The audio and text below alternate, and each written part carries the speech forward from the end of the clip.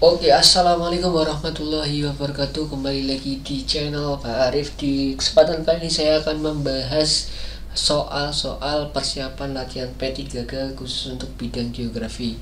Oke, setelah sekian lama saya membuat konten CPNS ya, dan latihan TWK, kemudian TKP ya. Sekarang saya mau membuat soal P3K geografi. Dan soalnya sudah semakin dekat ya dengan ujian ya, teman-teman juga harus segera mempersiapkan ya. Sebelum kita ke pembahasan, jangan lupa like dan subscribe serta klik notifikasi loncengnya supaya tidak ketinggalan informasi terupdate mengenai latihan-latihan soal dan prediksi soal untuk P3K dan CPNS tahun 2021. Oke, ini ada alamat Instagram saya, bisa teman-teman follow ya untuk chat dan lain sebagainya dengan saya terkait CPNS dan P3K. Oke, langsung saja kita ke pembahasan guys. Jadi ya, saya akan bahas P3K ini ya. Soal prediksinya saya ambil berdasarkan SIM PKB Kemendikbud 2021 ya, yang kita sudah latihan ya di tahun 2021, khususnya di bulan Januari kalau nggak salah sampai bulan Mei ya. Dan sekarang sudah tutup ya. Kita lanjut ke soalnya. Nah, di situ yang pertama ya, letak geologis Indonesia adalah letak wilayah Indonesia berdasarkan susunan bebatuan yang ada di permukaan bumi Indonesia. Indonesia terletak di perbatasan lempeng Indo-Australia, lempeng Eurasia, dan lempeng Pasifik, mengakibatkan Indonesia menjadi daerah A. sebuah rawan gempa bumi dan banjir, B. banyak pegunungan samudra indah, C. subur dan kaya sumber daya mineral, D. pergerakan El Nino dan La Nina, E. peralihan yang dilewati badai tropis. Oke, silakan teman-teman kunci dulu jawabannya. Oke, sudah dikunci ya. Oke, kalau sudah dikunci, kita buka gemboknya. Oke. Oke, langsung saja kita bahas ya. Di sini itu ada letak geologis ya, artinya letak Indonesia berdasarkan susunan batuannya. Ya, kita lihat option jawaban yang kira-kira hampir mendekati benar ya. Jadi antara yang A dan yang C ya menurut saya. Kalau yang B, D dan E itu sudah jauh. Ya. Coba ya, ini yang B benar ya, banyak pegunungan, tapi samudra indahnya ini kayaknya tidak terlalu benar, ini terlalu puitis ya. Oke, jadi yang A dan C ya. Jadi kita bisa melihat, jadi yang A ya, sebuah rawan gempa bumi ya. Kita letak geologis ya, kita bisa melihat nanti ya di layar ya, teman-teman juga bisa melihatnya. Nah, teman-teman juga bisa melihat kita berada pada 4 lempeng ya, atau yang sering di buku itu 3 lempeng saja. Jadi ada lempeng Eurasia, lempeng Australia, kemudian lempeng Pasifik, dan lempeng Filipina ya. Makanya di bagian selatan Indonesia ya, dari barat ini Sumatera, kemudian selatan Pulau Jawa ya, kemudian ke Maluku sini, itu banyak deretan pegunungan api ya ini, sehingga di situ banyak sekali sesar-sesar yang mengakibatkan adanya gempa bumi akibat adanya pergerakan lempeng dari Eurasia yang menunjam ke bawah dan lempeng Australia yang menunjam ke atas. Nah, sehingga mengakibatkan adanya gempa atau sering gempa di Indonesia, khususnya di jalur lempeng ini ya. Kalimantan juga jarang sekali karena di sini tidak ada jalur lempeng dunia.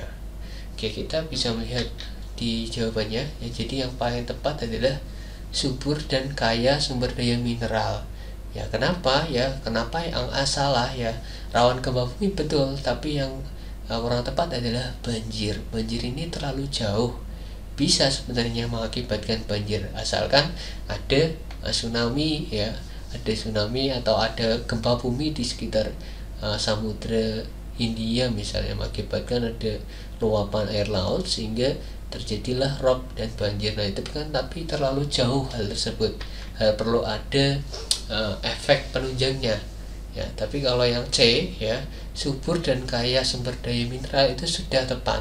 Kenapa ya subur dan sumber daya mineral? Karena dengan adanya deretan pegunungan api ini menyebabkan wilayah Indonesia itu subur dan kaya akan sumber daya mineral ya, mineral-mineral yang dibawa oleh gunung api itu ya, baik itu berupa pasir, kemudian batuan ya yang berguna untuk kemudian tambang yang berguna untuk kesejahteraan negara kita semua, negara Indonesia. Oke, kita lanjut ke pembahasan yang kedua. Jadi udah clear ya yang C jawabannya. Jadi ini saya warnai dulu ya. Jadi jawabannya yang C teman-teman. Oke, kita lanjut ke soal selanjutnya. Oke, letak geografis Indonesia sangat strategis, yaitu di antara dua benua besar, Australia dan Asia, serta di antara dua samudra besar, Samudra Hindia dan Samudra Pasifik nih.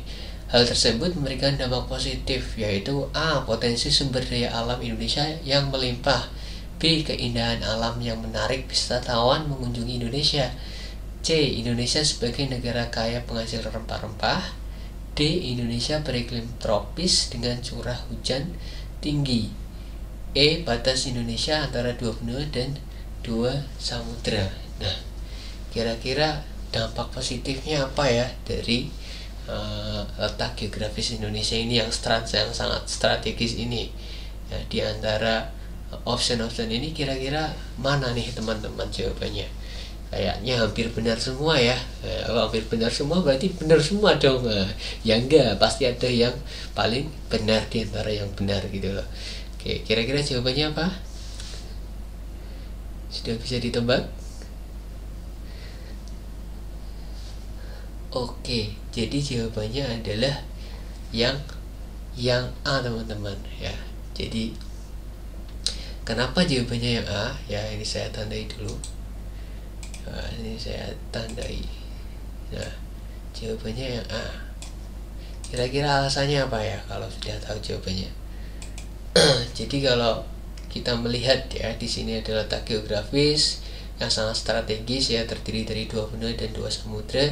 Potensi sumber daya alam Indonesia yang sangat melimpah, yang artinya sangat melimpah ini bisa dilihat dari keindahan alamnya ya, kemudian dari sisi maritimnya Indonesia kaya akan sumber daya laut ya, kemudian ada lagi di dalamnya juga letaknya strategis, bisa jalur masuk dan keluar bisa masuk dan keluar kapal-kapal dunia ya, jalur perdagangan kapal ya, sehingga menambah devisa untuk Indonesia ya. Kemudian iklimnya juga masuk ya, sehingga Indonesia masuk iklim tropis, mempunyai hujan-hujan tropis ya. Kemudian ya, jadi yang ada di sini itu udah masuk ke A ya, jadi penghasil rempah-rempah juga ya. Jadi yang A itu adalah pilihan yang paling tepat. Oke, sudah clear dan jelas. Jadi dalam menjawab soal-soal nanti, teman-teman jangan sampai kejebak, soalnya pilihannya hampir-hampir betul semua. Nah, kira-kira yang paling tepat yang mana ya, yang bisa mengeneralisir di antara jawaban-jawaban yang lain begitu. Oke, langsung saja kita ke nomor 3 guys. Bentar. Nah, ya kaitannya dengan konsep dasar geografi, teman-teman sebagai seorang calon guru geografi aparatur sipil negara harus bisa nih. Kalau nggak bisa nanti gimana ngejar ke anak-anaknya? Oke, langsung saja. Alam memberikan pilihan-pilihan yang dapat dimanfaatkan manusia untuk mempertahankan hidupnya. Masyarakat yang tinggal di pegunungan berbeda aktivitasnya dengan masyarakat yang tinggal di pesisir. Begitu juga bentuk rumahnya. Ya, dalam geografi, kajian tersebut menggunakan konsep A. Diferensiasi area, B. Integrasi, C. Aglomerasi, D. Interdependensi, E. Korelasi. Oke, kira-kira jawabannya apa nih teman-teman? Ya, di video-video saya sebelumnya sudah saya bahas, nanti akan saya share link lagi di bawah video ini yang sudah saya buat ya tentang soalan yang geografi. Oke, sudah dikunci jawabannya? Kalau sudah dikunci, kita buka. Sudah dibuka. Jadi jawabannya adalah yang diferensiasi area. Kenapa? Ya, karena di dalam soal ini ada kata kuncinya. Mana kata kuncinya? Ini saya garis bawahi dulu kata kuncinya ya. Nah, jadi kata kuncinya itu adalah yang ini ya. Jadi masyarakat yang tinggal di pegunungan ya berbeda aktivitasnya dengan yang ada di pesisir. berarti ada dua objek ya, di pegunungan dan pesisir, berarti ada yang dibedakan.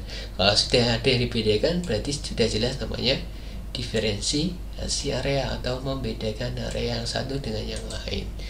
Oke ya, jadi kalau integrasi itu kaitannya dengan penyatuan dan tidak masuk dalam konsep atau 10 esensial geografi. Ini ada pengecoh saja. Kalau aglomerasi masuk, interdependensi juga masuk, kalau korelasi juga tidak masuk dalam 10 ya konsep esensial geografi. Kalau relasi itu kaitannya dengan pendekatan ya, jadi interdependensi keterkaitan ya, aglomerasi itu terkait dengan pengelompokan ya. Kalau ada rumah di pegunungan itu mengelompok ya, itu biasanya dekat dengan mencari yang dekat dengan sumber air ya. Begitu, kita lanjut ke soal berikutnya. Nah, ini kaitannya dengan dinamika atmosfer dan pengaruhnya pada kehidupan, guys. Pernyataan di atas yang termasuk dampak pemanasan global dan nomor pada nomor harusnya ini ya, salah ketik ya kayaknya. Perhatikan pernyataan berikut. 1. Kenaikan permukaan air laut. 2. Peningkatan kesadaran lingkungan, perubahan cepat pada ekosistem. Yang ketiga, yang keempat, pengaruh pada kesehatan manusia. Yang kelima, peningkatan reboisasi. Yang keenam, pengaruh pada lapisan ozon stratosfer. Nah, kalau kayak gini kita cari yang tidak termasuk. Ini kan yang termasuk ya, jadi biar cepat kita cari yang tidak termasuk ya. Peningkatan kesadaran lingkungan sudah jelas tidak ya, ini kan dampak. Berarti nomor 2 kita langsung silang aja karena bukan merupakan dampak dari nomor 2 silang ya. Nomor 3 perubahan cepat pada ekosistem, ini juga benar kayaknya ya. Jadi kita cek juga ya, pengaruh pada kesehatan manusia, ini juga tepat juga. Peningkatan reboisasi, nah ini kayak kurang tepat ya, jadi bisa dikatakan 2 dan 5 itu sudah nggak masuk ya. Jadi yang ada 2-nya ini jelas salah ya, ada 2 kita silang dulu ya, ada 2-nya kita silang, kemudian 5 ya udah gampang ya cari yang salah ya. Jadi jawabannya adalah D ya, kalau pakai sistem cepat. Jadi seperti manusia ya, kita lebih mudah mencari kesalahan dibanding yang benar. Nah, itu seperti manusia. Tapi kita harus punya analisisnya juga yang matang. Nah, ini akan saya jelaskan. Nah, di sini adalah sistem pemanasan global ya. Jadi ada, bentar saya cek dulu ini pointernya ada bisa ya. Nah, di sini ada banyak sekali ya, changing rain and snow pattern ya. Jadi perubahan pola curah hujan ya, kemudian ada badai yang kencang akibat pemanasan global, kemudian ada change and animal migration and life cycles ya. Di sini ada perubahan ya, migrasi daripada hewan ya, dan perubahan kehidupan ya. Kemudian di sini ada tingginya temperatur ya, kemudian semakin panas suhunya. Di sini ada more ya, jadi kekeringan dan kebakaran hutan ya. Kemudian di sini ada less snow and ice, jadi esnya di atas banyak yang mencair. Kemudian ada rising sea level, ada kenaikan permukaan air laut ya. Kemudian damaged coral, ini adalah sudah banyak terumbu karang yang rusak ya. Kemudian ini ada warm erosion juga ya. Kemudian ada change in plant life cycle, ada perubahan untuk pola kehidupan daripada tumbuhan.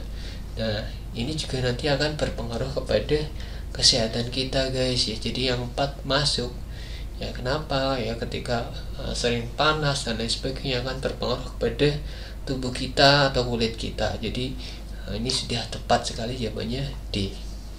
Oke, kita lanjut ke selanjutnya.